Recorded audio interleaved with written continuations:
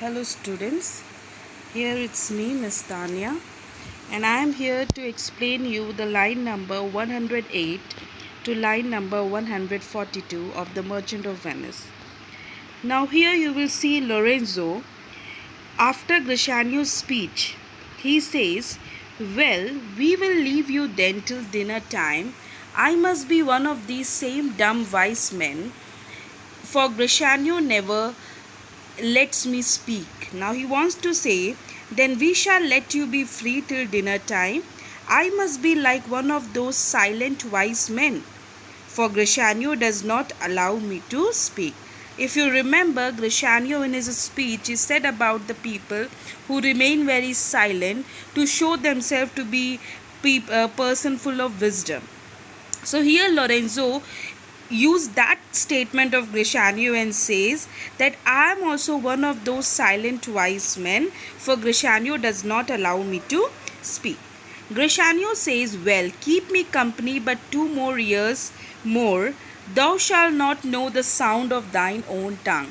Now Grishanio also in a very you can say in a jovial way he says, "Well, if you only give me company for 2 years more, you will not recognize the sound of your own voice in the case." He said, if you be with me for 2 years more, then you will forget your own sound. Antonio says, "Farewell, I will grow a talker for this year." He says, "Farewell, I will start speaking after your advice." And now I will grow talker. I will start talking more. Now Grishanio says, "Thanks, I fate the silence is only commendable in a neat's tongue dried and a maid not vendible." Grishanio said, "Thanks indeed, for silence is only praiseworthy in a dried ox tongue." Now here he means to say that silence is only good when it is when the person cannot speak much. So it is better to remain silent. They both leave the place. Now see now who left in the scene? Antonio and Bassanio. You can see in the picture these two, Bassanio and Antonio, they are there. Now Antonio says to Bassanio, "Is that anything now?" He's saying, "Is there anything of concern now?" Bassanio says, "Grishanio speaks an infinite deal of nothing, more than any man in all Venice." He said, "Grishanio indulges in such an idle talk, much more than any other man in Venice. Like no other man in Venice speak like him. His reasons are as 2 grains of wheat hid in 2 bushels of chaff." He is saying his speech is like 2 grains of wheat hidden in 2 bushels of worthless stuff. Like whatever he says, it is just useless. It is of no use. Like just he go on speaking without thinking of head and tail. "You shall seek all day ere you find them, and when you have them, they are not worth the search." He said, it's like that grains. You must spend a whole day to find them. The grains which are hidden in the real grains, you will find whole day, you will spend whole day to find them, and when you find them not worth the search, and when you get it, then you feel like, oh, it was just a waste of time. So same way overall he want to tell Antonio, Grishanio's words are also like that. When you hear, you feel like, okay, I will try to find out, and when you find it out, you feel like I have wasted my time. Antonio says, "Well, tell me now, what lady is the same to whom you swore a secret pilgrimage?" Now Antonio says, "Well, tell me who is the lady to whom you have decided to pay a visit secretly." He said, "You have decided to pay a visit to a lady secretly. Now tell me who is she that you today promised to tell me of." And said, "You promised me, this is the reason you came here, you promised me that today you will tell me about that lady. So now tell me." Now children, who is that lady about whom Bassanio is talking? That is Portia. Now Antonio wanted to know about the lady of Belmont, that is Portia, that what Bassanio wants to tell.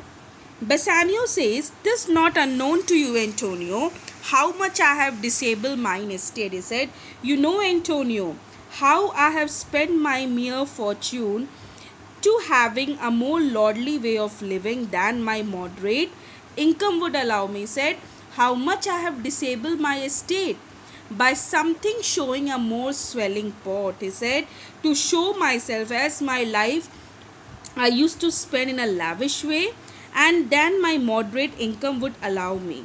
And I have just wasted my life like this. Then my faint means would grant continuance, nor do I now make moan to be a bridge. He said, I do not complain that I can no longer live in such a style as the noble. And said, I don't complain because it's my fault. I have wasted my life like this. From such a noble rate, but my chief care is to come fairly off from the great debts. He said, my main worry now is to come honorably out of my heavy debts I have incurred due to my youth and its extravagance. And said, I want to come out from my debts, like due to my lavish life, due to my extravagance. I have spent so much money, I have taken so much money, means borrowed so much money, and I want to come out from that thing. I want to come out. Wherein my time something too prodigal had left me gash. And said, I owe you most. I owe the most in money and in love. And he told Antonio that I am the one, I owe you both in terms of money and in terms of love. And from your love I have a warranty to unburden all my plots and purposes, how to get clear of all the debts I owe. And said, your affection gives me enough strength to disclose to you my plans and pay off my debts. Means now you would be clear with this that Bassanio has come to Antonio to ask him for money. Already he had borrowed the money from Antonio previously, and he did not pay him back. Now he is finding it guilty to ask him again, as he consider himself that he is a lavish person. Even though his income was low, but his expense was high, and that is why he could not return also what he has borrowed.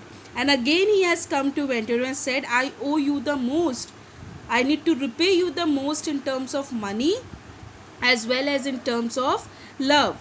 And to unburden this, your affection gives me strength to disclose to you my plans and pay off my debts. And I want to disclose to you all my plans, and I too want to pay off my debts. I want to give up my all the debts or whatever I have taken from you. Antonio says, I pray you, good Bassanio, let me know it.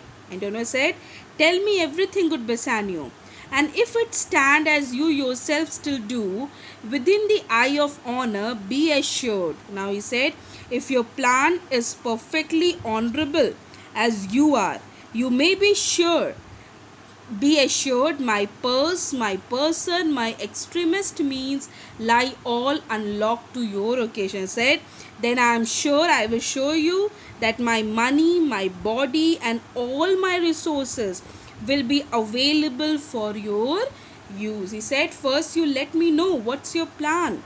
Is your plan, if it is perfect, honorable like you, then be sure in terms of money, in terms of body, in terms of my resources, whatever I can do for you, I will do it.